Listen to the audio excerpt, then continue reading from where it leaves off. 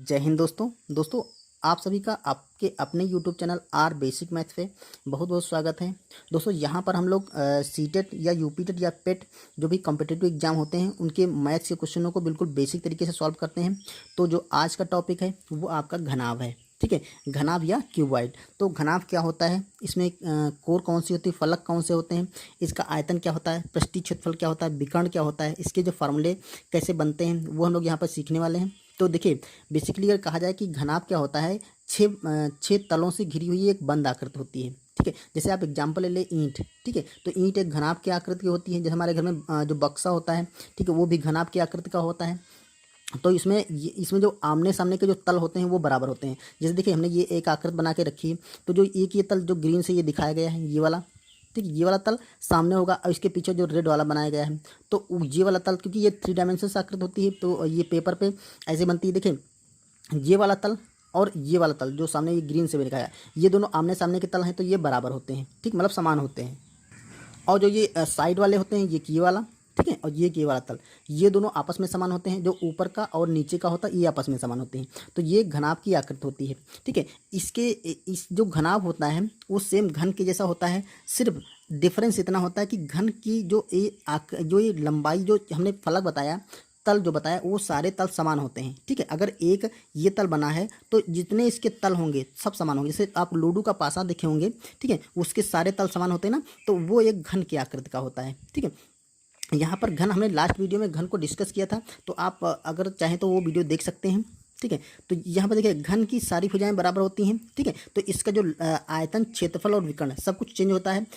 तो हम लोग यहाँ पर देखिए जो घनाभ होता है उसका अगर एक कोना ले लें, जैसे मान लेते ये कोना एक हमने ले लिया, तो ये उसकी लंबाई, ठीक है, ये इसकी चौड़ाई, इसको बी मान सकते हैं, और ये इसकी गहराई या ऊंचाई बोल सकते हैं तो एच मान। देखिए गहराई और ऊंचाई अगर आप जैसे कोई गड्ढा खोदते हैं, ठीक, घनाभ के आकार का, तो उसमें हम गहराई दे देंगे, ठीक है। अगर संदूक रखा तो उसकी ऊंचाई दे देंगे, ठीक है। तो वो चीज़ें सेम होंगी।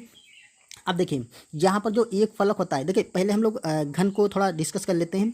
जिसमें घन का जो एक फलक होता है, अगर इसकी लंबाई ए है और ए है तो इसका जो क्षेत्रफल होगा, ठीक है, वो क्षेत्रफल क्या हो जाएगा, भुजा स्क्वायर। घन का ये जो एक वर्ग बनेगा इसका क्षेत्रफल होता है भुजा स्क्वायर, ठीक है। तो ये हो जाएगा आपका ए स्क्वायर। जबकि यहाँ पर जो फलक होती हैं सारी फलक आयताकार होती हैं, ठीक है, आयताकार।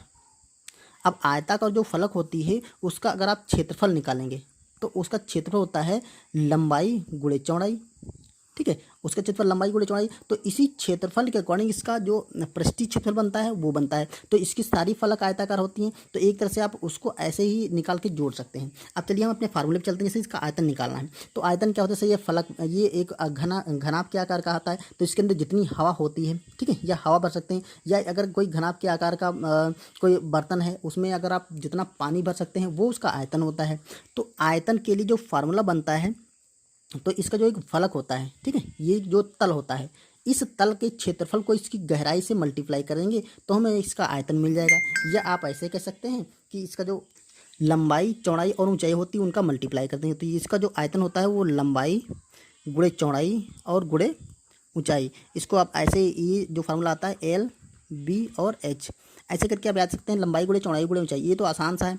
अब देखिए पृष्ठीय क्षेत्रफल जो होता है, पृष्ठीय क्षेत्रफल देखिए इसमें फलकों की संख्या हमने बताई 6 होती है, ठीक है। लेकिन जो आमने सामने के दो तल वो बराबर होते हैं, इधर के ये साइड वाले बराबर, ऊपर के नीचे बराबर होते हैं। तो 3 तल तो इसके एक जैसे अलग अलग मिलेंगे, 3 उनके जैसे मिलेंगे। तो देखिए अगर एक तल का आप क्षेत्रफल देखेंगे तो क्या होगा, लंबाई गुणे चौड़ाई, ठीक है। दूसरे अगर ये सामने वाला लंबाई गुणे चौड़ाई रहेगा, लेकिन अगर हम इस साइड वाला लेंगे तो लंबाई गुणे ऊंचाई हो जाएगी, ठीक है। अगर नीचे वाले लेंगे तो ऊंचाई और गुणे चौड़ाई हो जाएगी। तो इस तरह से दो तल ये बनेंगे, ठीक है। तो यहाँ पर देखिए सब तो दो दो बन रहे हैं, तो 2 गुणे, अब देखिए इसकी लंबाई अगर ये वाला तल लेंगे तो यल गुणे बी हो जाएगा, यल गुणे बी हो जाएगा, ठीक है। और प्लस जोड़ देंगे क्योंकि सारे तलों को जोड़ेंगे तभी हमारा पृष्ठीय क्षेत्रफल निकलेगा, ठीक। तो दूसरा नीचे वाला लेते हैं, तो यल गुणे बी और बी गुणे एच, ठीक है। और तीसरा हो जाएगा एच गुणे एल।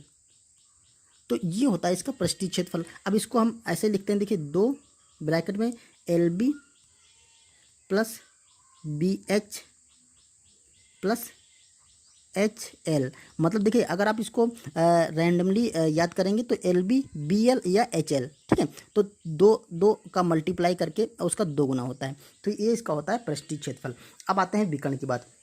दोस्तों विकर्ण क्या होता है, जैसे आप ये कोई बक्सा ले लीजिए, अपने यहाँ का कोई बक्सा ले लीजिए, उसमें बड़ी से बड़ी कितनी बड़ी लोहे की छड़ आप रख सकते हैं, ठीक है। अगर आप उसको रखने का नंबर आएगा तो अगर बड़ी से बड़ी रखने की जब बात आएगी तो क्या करेंगे, 2 कोने सेलेक्ट करेंगे, एक ऊपर का और एक नीचे का, लेकिन दोनों अपोजिट साइड के, तो वही हो जाएगा इसका विकर्ण। जैसे हमने एक कोना ये ले लिया, ठीक है, और एक कोना ले लेंगे ये वाला, तो इन दोनों कोनों में जब ऐसे रखेंगे तो बड़ी से बड़ी छड़ आएगी। ऐसे इसके देखिए एक ये हो जाएगा, ये इस कोने से इसको ऐड करेंगे, अगर अंदर वाला लेंगे तो बाहर वाला लेना पड़ेगा, और एक इसको ऐसे ऐड करेंगे और एक ये वाला हो जाएगा तो इसको ऐसे ऐड करेंगे। तो इस टाइप से इसके 4 विकर्ण बनेंगे। और चारों विकर्णों की जो लंबाई होती है वो पूछता है एग्जाम में। कुछ क्वेश्चन इस टाइप से आता है, जैसे बोल देंगे एक बड़े से बड़ा कमरे की लंबाई चौड़ाई और ऊंचाई दे देंगे, बताएंगे इसमें से बड़े से बड़ा लोहे का रॉड कितना बड़ा रखा जा सकता है, ठीक है, उसकी लंबाई ज्ञात करो। तो इस टाइप के जो क्वेश्चन आते हैं वो हम विकर्ण के द्वारा सॉल्व करते हैं।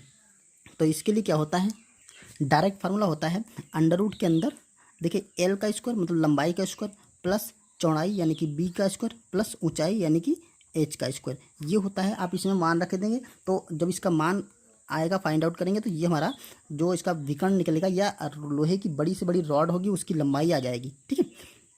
तो इस तरह से इसे आप निकाल सकते हैं। अब देखिए अगर हमने ये देख लिया तो अब हम घन को देखते हैं। तो घन का जो आयतन होगा, अब आयतन देखिए क्योंकि इसमें लंबाई चौड़ाई और ऊंचाई होती है, लेकिन यहाँ पर क्या होता है जो घन, उसमें सारी लंबाई भी ए, चौड़ाई भी है और ऊंचाई भी है। तो इसको हम ए गुड़े ए लिखेंगे, मतलब हमारा हो जाएगा ए क्यूब, ठीक है। ये घन का, अब घन का पृष्ठीय क्षेत्रफल जो होता है, पृष्ठीय क्षेत्रफल, अब देखिए ये संपूर्ण पृष्ठीय होता है, संपूर्ण।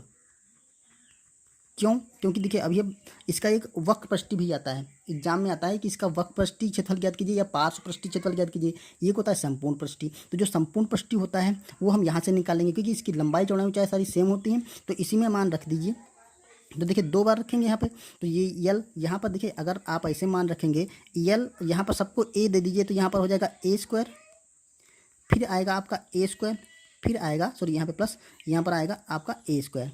अब देखिए ये 2 बार है तो 2 बार, ये 1 2 3 बार हो गया तो 3 ए स्क्वायर, तो यहाँ से बनेगा 3 दूना 6 ए स्क्वायर। ये हो गया इसका संपूर्ण पृष्ठ, ठीक है। अब आता है एक वक्र पृष्ठ। इसका वक्र पृष्ठ मतलब या ऐसे बोलते हैं पार्श्व पृष्ठीय क्षेत्रफल, इस नाम से आपके एग्जाम में क्वेश्चन मिलता है। तो पार्श्व पृष्ठीय क्षेत्रफल क्या होता है, देखिए हम घन की तरफ चलते हैं। यहाँ पर जो ये नीचे की, ठीक है, और ऊपर की भुजा, 2 इसकी तल छोड़ दिए जाते हैं, ठीक है, 2 तल छोड़ देते हैं। या तो कभी कोई आमने सामने के तल छोड़ते हैं, जैसे कि आप एक गैलरी बनाएंगे घनाभाकार की, ठीक है, तो उसकी आमने सामने के तल होंगे नहीं, सामने का नहीं होगा, पीछे का नहीं होगा। या जैसे आप ड्रम घन के आकार का कोई ड्रम होगा, ठीक है, तो ऊपर का और नीचे का तल छोड़ देंगे। तो इसमें कुल मिला के चार तल जोड़ जाते हैं। जो पार्श्व पृष्ठीय क्षेत्रफल होता है उसमें 4 से ही तल जोड़ते हैं, या इसको लिखते हैं वक्र पृष्ठ, ठीक है, या इसको पार्श्व पृष्ठीय क्षेत्रफल, पार्श्व पृष्ठीय क्षेत्रफल ये लिखते हैं। तो ये होता है आपका 4a स्क्वायर, मतलब 4 ही इसमें पलक जोड़े जाते हैं, ठीक है। अब इसके बाद आता है विकर्ण। तो जो इसका विकर्ण होता है वो क्या, देखिए इसमें मान रख दीजिए आप, इसमें भी वही सेम कंडीशन लगेगी। तो यहाँ पर ए स्क्वायर और ए स्क्वायर मतलब 3a स्क्वायर हो जाएगा। तो ए स्क्वायर को हम बाहर देखिए ऐसे बनेगा आपका 3a स्क्वायर। तो ए स्क्वायर को हम बाहर निकाल लेंगे तो ये बन जाएगा आपका, देखिए a √3 और ये आपका आ जाएगा विकर्ण, ठीक है। तो इस टाइप से आप इसको याद कर सकते हैं। तो इस टाइप से हम इसके जो घन और घनाभ दोनों होते हैं इनके फार्मूले को आसानी से याद रख सकते हैं। अगर समझ के याद करेंगे तो हमारा जो ऐसे याद होगा कि कभी नहीं भूलने वाला है, ठीक। दोस्तों इस वीडियो में इतना ही। अगर वीडियो पसंद आया है तो इसे लाइक जरूर करिएगा, चैनल पर नए हैं तो सब्सक्राइब जरूर करिएगा। इसके क्वेश्चनों को हम नेक्स्ट वीडियो में डिस्कस करेंगे। जो भी इससे क्वेश्चन बनते हैं घन और घनाभ से, ठीक है, उन्हें नेक्स्ट वीडियो में डिस्कस करेंगे। चलिए मिलते हैं।